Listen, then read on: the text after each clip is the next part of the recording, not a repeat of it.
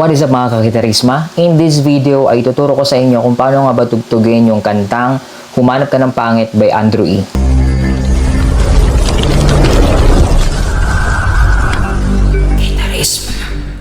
Bago natin simulan yung guitar lesson, ay ipaparinig ko muna sa inyo kung ano nga ba yung magiging resulta pagka na-perfect ninyo yung guitar tutorial na ito.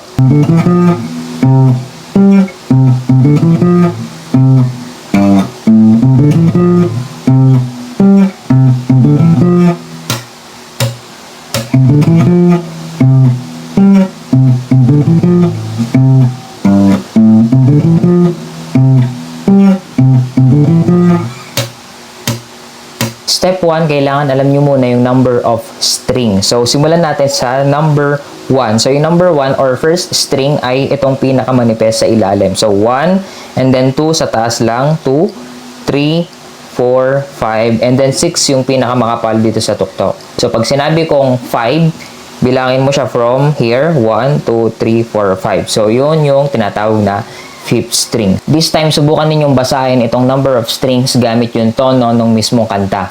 In 3, 2, 1, go. 5, 4, 4, 4, 5, 4, 5, 5, 4, 4, 4, 5, 6, 5, 5, 4, 4, 4, 5, 4, 5, 5, 4, 4, 4. Ngayon naman, sundan ninyo yung bilang ng strings dito sa ating gitara gamit yung tono ng kanta. So, pag sinabi kong 5, 4, 4, 4, 5, sundan mo yung pagkalabit nung numbers. Okay? So, kanina nakalagay dito 5. Ibig sabihin yan, fifth string. 1, 2, 3, 4, 5. So, ito yung kakalabitin mo sa first step. 5 and then 4, yung susunod na number dyan is yung fourth string. Okay? So, ganun lang siya. Subukan natin kantahin yung tono gamit yung number of strings. In 3, 2, 1, go. 5, 4, 4, 4, 5, 4, 5, 5, 4, 4, 4, 5, 6, 5, 5, 4, 4, 4, 5, 4, 5, 5, 4, 4, 4. Ngayon na alam na ninyo kung paano nga ba kalabitin yung mga number of strings. Ngayon naman, ituturo ko na sa inyo yung number of frets. Kung alin ba dito yung mga pipindutin ninyo kasabay nung number of strings na ginawa ninyo kanina. Pagsasamahin kasi natin siya para mabuo natin yung buong kanta. Remember, yung number of strings as is na yan hanggang matapos yung kanta. Kung ano yung nakikita ninyong number of frets dito, yun yung mga pipindutin ninyo sa fretboard. So, pag sinabi kong 5, ibig sabihin 5th fret yon. Hindi yung 5th string ha, 5th fret. So, kanina, ang number of string natin ay 5. So, 5th string yon, dito yon. So, ngayon, ituturo ko sa inyo, alin dito sa 5th string yung fret number. So, first step natin is sa fret number 3. So, third fret, ibig sabihin yung fret number yung bibilangin natin. Paano ba magbilang ng fret? Ang first fret natin ay ito. 1, 2, 3, 4, 5, 6 hanggang doon na yun sa dulo. So, magsisimula yung bilang dito sa number 1. Magtatapos siya doon sa dulo. Okay? So, pag sinabi kong number 3, ibig sabihin third fret yon. So, dito yon. So, kanina sa number of string, number 5. So, first step natin sa number of string is 5th string. So, ito yon. Ngayon, basahin naman natin yung number of fret, which is yung nasan dyan sa baba ng mga strings. So, ang fret number ng first step ay 3rd fret. So, from first fret, lalaktaw ka ng 3rd fret. So, again, number of string, tingnan natin, number 5. So, 1, 2, 3, 4, 5. So, sa 5th string, 3rd fret ka pipindot. So, ito yung first step natin para mapagsama yung number of fret at number of strings, which is ito. Yan, 5th string and 3rd fret. So ngayon, basahin naman natin yung number of fret, tapos gamitin natin yung pinractice ninyo sa number of strings kanina para alam ninyo kung paano nga ba yung magiging tunog nito pag pinagsama natin yung number of strings and number of frets. So focus muna tayo sa number of fret kasi na-practice na natin yung number of strings kanina. So, pwede nyo ako sabayan para makapag-practice kayo in 3, 2, 1, go. 3, 0, 2, 3, 3, 5, 3, 3, 0, 2, 3, 3, 3, 0, 3, 0, 2, 3, 3, 5, 3, 3, 0, 2, 3. Take note, yung binilang kong number kanina, again, yun po ay number of frets. Huwag kayong malilito doon. Although parehas ng tunog yung pinakita ko at pinarinig, pero different numbers yon. Magkaiba yun sa number of strings, kaya huwag kayong malilito. Balikan natin yung unang step sa number of strings para di kayo malito. In 3, 2, 1, go. 5, 4, 4, 4, 5, 4, 5, 5, 4, 4, 4, 5, 6, 5, 5, 4, 4, 4, 5, 4, 5, 5, 4, 4, 4. Ngayon naman, bilangin natin yung number of frets gamit yung number of strings na ating kinalabit kanina. Okay? In 3, 2, 1, go.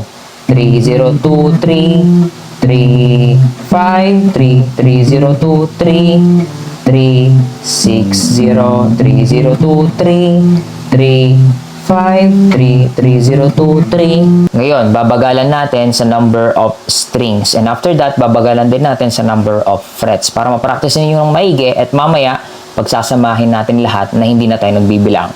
In 3, 2, 1, go.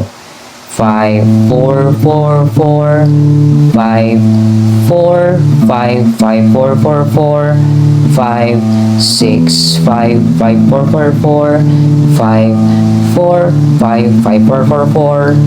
Ngayon, lagyan na natin ang number of frets.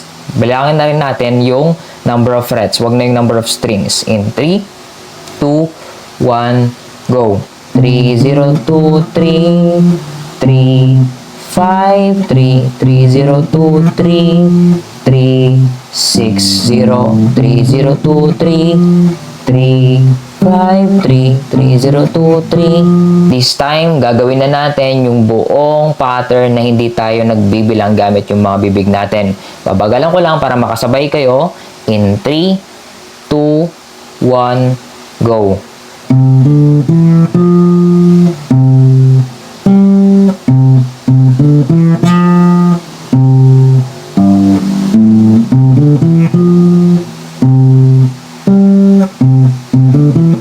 Ngayon na alam mo na kung paano siya tipain, ituturo ko naman sa iyo kung paano yung tamang timing para makapasok ka ng paulit-ulit sa kantang ito. Kasi yung buong kanta, paulit-ulit lang yung pattern na to hanggang matapos.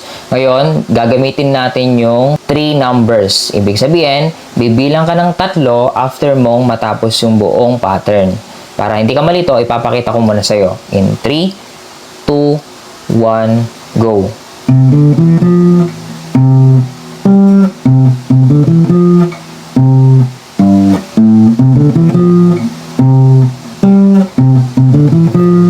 1, 2, 3. Tapos pasok ka ulit. Okay? So, parang ganito yan.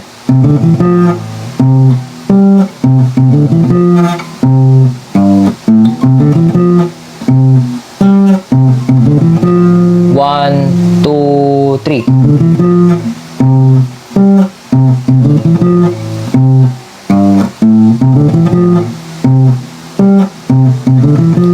One, two, 3, tapos pasok na naman hanggang matapos yung kanta. Para mas maganda, wag mo na siyang bilangin sa iyong bibig. Ang gawin mo na lang, i-slap mo yung string mo pag magbibilang ka. Parang ganito. So, ito yung pattern mo na nagbibilang ka. 1, 2, 3. Pero hindi mo na siya bibilangin sa bibig mo. Ganito na lang yung maririnig mo niyan.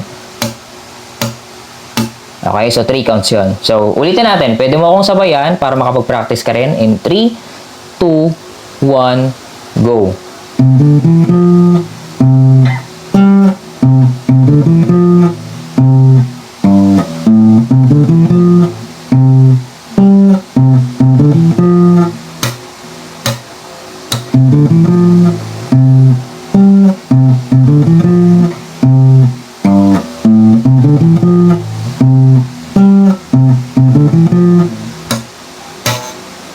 O diba, napakadali lang. Kung meron pa kayong gustong matutunan na kanta, pwede ninyong i-comment or i-request dito sa ating comment section.